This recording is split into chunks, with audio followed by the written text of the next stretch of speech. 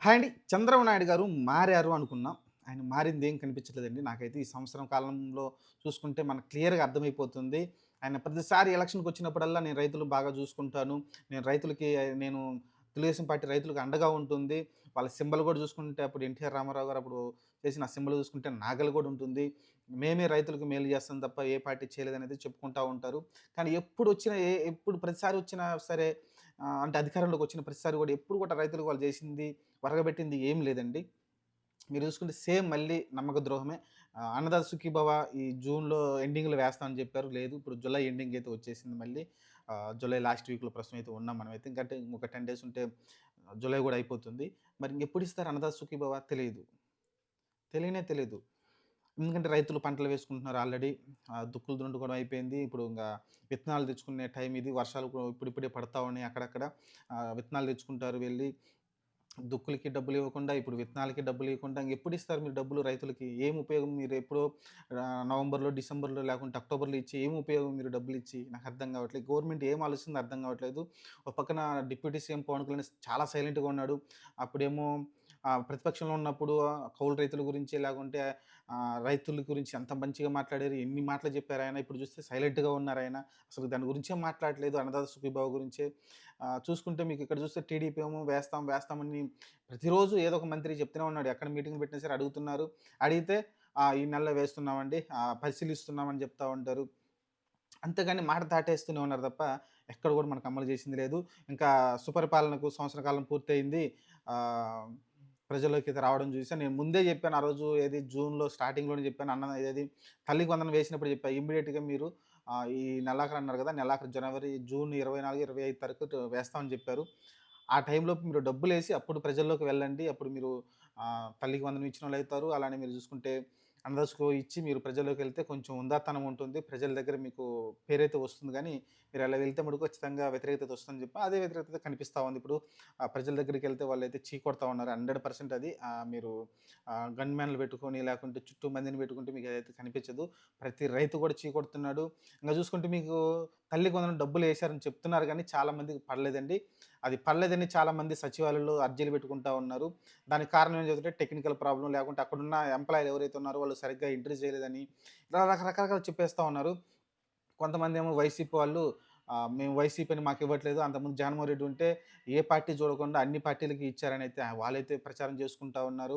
ఇట్లా రకరకాలుగా అయితే జరుగుతా ఉందండి. చంద్రబాబు నాయుడు గారైతే చాలా నలిసి ఆయన వచ్చిన ప్రతిసారి గూడా ఈ రైతులు గాని లేకుంటే ఈ విద్యార్థులకు సంబంధించి ఆయన ఎప్పుడు చేయలేదులే. ఫీజు రింబర్స్‌మెంట్ ఇచ్చింది వైఎస్ రాజశేఖర రెడ్డి. ఆయన పెట్టిన దానికి తర్వాత కంటిన్యూషన్ చేశారు గానీ ఫుల్ ఫ్లెడ్జ్డ్‌గా ఎప్పుడు ఇచ్చింది లేదు. ఫ్లెడ్జ్డ్‌గా ఇచ్చిందే లేదు. ఆ తర్వాత ఇప్పుడు చూసుకుంటే ఇంతకుముందు పర్లేదనుకుంటే ఇప్పుడు చూసుకుంటే ఈ సంవత్సర కాలంలో అసలు ఫీజు రింబర్స్‌మెంట్ ఎంతమంది విద్యార్థులు ఎంత ఇబ్బంది పడుతున్నారు. వాళ్ళకి హాల్ టికెట్లు ఇవ్వట్లేదు. ఫీజులు కట్టమని చెప్తున్నారు. ఫీజు రింబర్స్‌మెంట్ వస్తే మీ డబ్బులు వెనక్కిస్తామని కాలేజోళ్ళు ఇబ్బంది పెడతా ఉన్నారు విద్యార్థుల్ని. ఇలా రకరకాలుగా అయితే టోటల్‌గా ఫెయిల్ అవుతా ఉందండి గవర్నమెంట్ అయితే. ఇదైతే నేను కరాఖండిగా చెప్తున్నాను. ఆహ్, ఎందుకంటే సంవత్సరం కాలం దాటిపోయింది. ఏం చేశారంటే ఒక గ్యాస్ సిలిండర్ ఇచ్చారు. తల్లికి వందనం వేశారు. అది కూడా మొన్నేశారు తల్లికి వందనం లాస్ట్ మంత్‌లో. అంతకుమించి ఇంకేం చేశారు చెప్పండి ఈళ్ళు సంక్షేమం? ఎందుకంటే ఆహ్, వీళ్ళు ఎన్నికలకొచ్చింది రైతుల్ని గాని, లేకుంటే ప్రజల్ని గాని మోసం చేసేసి ఇప్పుడు అధికారంగా వచ్చినట్టు ఒక రకంగా అనుకోవచ్చు. ఒక రకంగా అంతకుమించి మనం ఏం చెప్పలేము.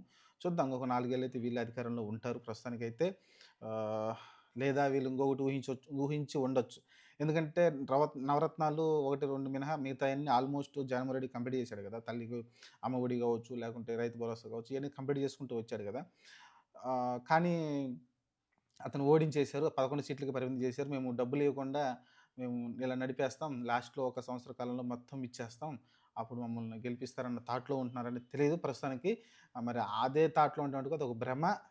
100% జగన్మోహన్ రెడ్డి కన్నా డబ్బులు ఇక్కడ ఎక్కువ వస్తాయని ఓట్లయితే వేశారండి. ఇదైతే నాకైతే క్లారిటీ ఉంది. మరి టీడీపీకి గూడా ఇదే క్లారిటీ ఉంటే బాగుంటుంది. ఎందుకంటే మీరు చూసుకుంటే పర్సెంటేజ్ ఓట్లు ఎక్కడ డిఫరెన్స్ వచ్చింది మీకు క్లియర్‌గా గమనించారా? 40% ఓట్లు జగన్మోహన్ రెడ్డి దగ్గరే ఉన్నాయి. మీరు చూసుకుంటే వీళ్ళకి 52% దాకా 54 56% దాకా వచ్చినట్టున్నాయి. ఓవరాల్‌గా చూసుకుంటే పెద్ద డిఫరెన్స్ ఏం కనిపించట్లేదు నాకైతే.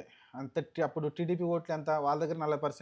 మిగతా ఓట్లనేది బీజేపీ, జనసేన నుంచి అయితే రావడం చూసాం. జనసేనలో అయితే 20% ఆ ఓట్లని అయితే క్లెయిమ్ చేసుకున్నారు. సరే అది పక్కన పెట్టేస్తే మీకు చిన్న డిఫరెన్స్ ఎక్కడొచ్చిందంటే జస్ట్ ఈ పథకాల వల్లనే. ఏదైతే జగన్మోహన్ రెడ్డి నేను ఇంతకన్నా డబ్బులు ఇవ్వలేను, పెంచను, ఇంతకన్నా పెంచలేనని అయితే ఆయన 3500కే కరాకండిగా చెప్పేయడము, అది కూడా విడతల వారీగా పెంచుతానని చెప్పడం అదొకటి మైనస్ అయింది. ఆ తర్వాత మీరు చూసుకుంటే ఆహ్, ఈ రైతులు డబ్బులు కూడా అంతే ఇస్తాను అంతగాని పెంచనన్నాడు. అలానే అమ్మఒడి కూడా ఒక్కళ్ళకే ఇస్తా అన్నాడు. వీళ్ళేమో ఎంతమంది ఉంటే ముగ్గురుంటే ముగ్గురు, ఇద్దరుంటే ఇద్దరికైతే ఇస్తామని చెప్పుకొచ్చారు. ఇలా అన్నీ పెంచుకుంటూ వచ్చారు. రైతులు చూసుకుంటే 20,000 ఇస్తామని చెప్పారు. డైరెక్ట్‌గా రైతులు ఆశలు పడేసి ఆశల్లో అంటే ఒక రైతుల్ని మాయలో పడేశారు.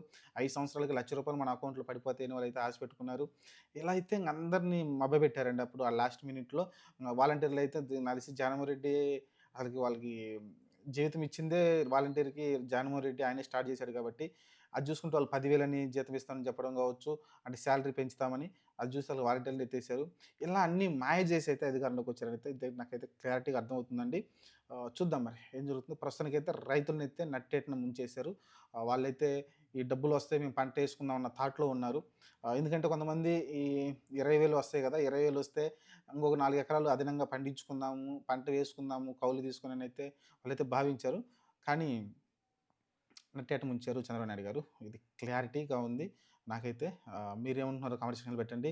ఒక పక్కన డిప్యూటీ సీఎం ప్రస్తుతం అయితే ఆయన సినిమాల్లో బిజీగా ఉన్నారని తెలిసి ఏదో సినిమాలు షూటింగ్‌లు అది కంప్లీట్ చేసుకొని మళ్ళీ వస్తారు. వచ్చినా కూడా ఆయనేం మాట్లాడట్ల. కొన్ని పబ్లిక్ మీటింగ్‌లు పెడుతున్నారు గానీ, కొన్ని మీటింగ్‌లో హాజరవుతున్నారు గానీ, కొన్ని ప్రెస్ మీట్‌లు కూడా పెడుతున్నాడు గానీ, కానీ దీని గురించి అస్సలు మాట్లాడట్లేదు. నాకు సంబంధం లేనట్టయితే ఆయనైతే ప్రవర్తిస్తున్నారు పవన్ కళ్యాణ్ గారైతే. చూద్దాం మరి ఏం జరుగుద్దో.